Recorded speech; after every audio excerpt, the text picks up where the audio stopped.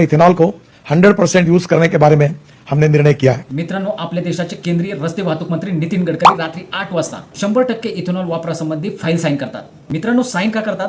त्यांना जनतेचा कधीच फायदा करायचा नाही. फायदा करायचा आहे फक्त त्यांच्या मुलांचा. नितीन गडकरी यांची दोन्ही मुलं इथेनॉल आणि साखर बिझनेसमध्ये कार्य करतात. त्याच्यामुळे रात्री फाईल साईन होतात. जर कुटुंबाचाच फायदा करायचा असेल ना, तर नितीन गडकरी रात्री 8 काय रात्री 2-3 वाजता पण साईन करतील. यात काय आश्चर्य? पण सामान्य नागरिकांच्या मनात एक प्रश्न आहे. जर इथेनॉलमुळे काही गाड्यांचे मायलेज कमी होत असेल, गाडीचे रबर पार्ट खराब होत असतील, इंजिनवर परिणाम होत असेल किंवा देखभाल खर्च वाढत असेल, तर नितीन गडकरी याची जबाबदारी कोण घेणार? सामान्य जनता. जनतेला सांगितलं गेलं होतं की इथेनॉलमुळे इंधन आयातीवरील अवलंबित्व कमी होईल.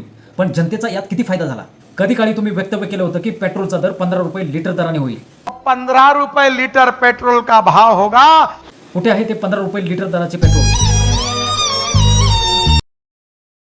जनता उत्तर मागते, कारण लोक सर्व काही लक्षात ठेवतात. तुम्हाला काय वाटलं? जनता विसरून जाईल? निर्णय कोणाच्याही फायद्यासाठी असो, पण त्याचा सर्वात मोठा परिणाम सामान्य जनतेवरच होतो. तुम्हाला काय वाटतं? इथेनॉल धोरण देशासाठी फायदेशीर आहे की सामान्य वाहनधारकांसाठी तोटा? कमेंटमध्ये नक्की सांगा.